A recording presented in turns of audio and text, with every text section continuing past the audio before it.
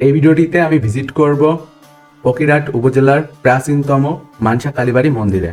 কালের সাক্ষী হয়ে দাঁড়িয়ে আছে ইতিহাস ঐতিহ্যের অপরূপ নিদর্শন বাগেরহাটের ফকিরহাট উপজেলার প্রাচীনতম মানসা কালী মন্দির।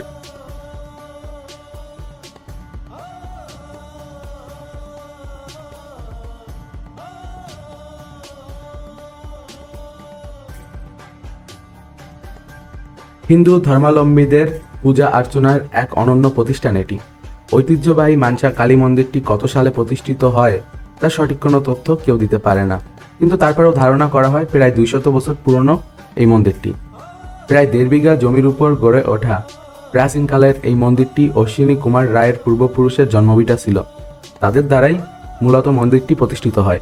ধর্মীয় এ প্রতিষ্ঠানে মন্দিরের জন্য রয়েছে 3টি ঘর, একটি ভবন রয়েছে ব্রাহ্মণদের থাকার ঘর, রয়েছে সিঁড়ি বাঁধানো পুকুরও। জনশ্রুতি রয়েছে মন্দিরের পাশ দিয়ে প্রবহমান নদীতে যাতায়াতকারী নৌকার দূর দূরান্তের মাঝি মাল্লারা, ব্যবসায়ীরা এবং যাত্রীরা রাতে এই মন্দিরে এসে ধর্মীয় গান বাজনা শুনত এবং বিশ্রাম নিত।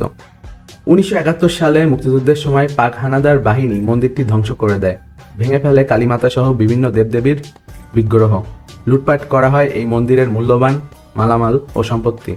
এক পর্যায়ে মন্দিরের অস্তিত্ব বিলীন হওয়ার উপক্রম হলে 1947 সালে বাগেরহাটের ধনাঢ্য ব্যক্তি বীরেন্দ্রনাথ দাস তার নিজস্ব আর্থিক সহায়তায় 11ই চৈত্র মন্দিরটি পুনর্নির্মাণ ও নতুন করে কালীমাতা সহ অন্যান্য দেবদেবীর বিগ্রহ তৈরি করে স্থাপন করে।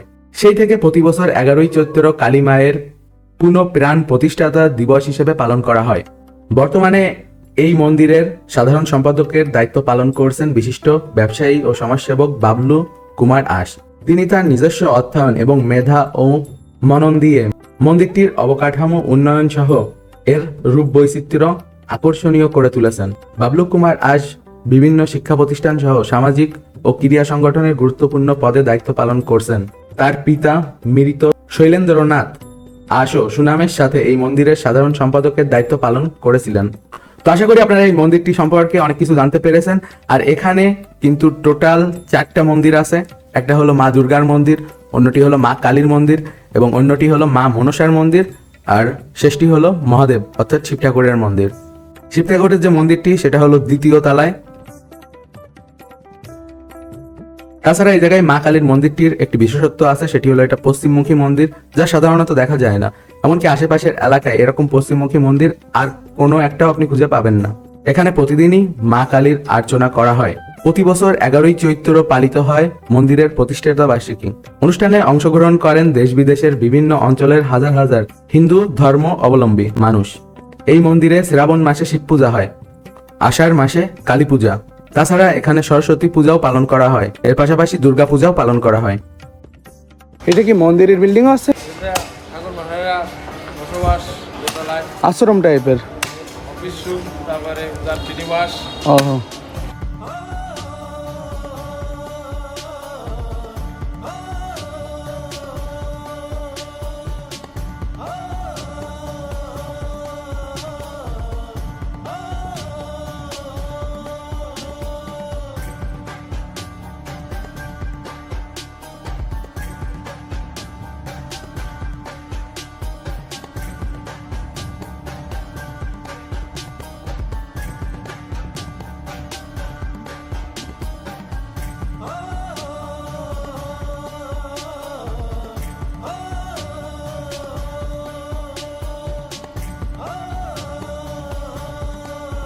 হাজার হাজার ভক্ত এসে এখানে নিজের মনোমানসা মার কাছে ব্যক্ত করে।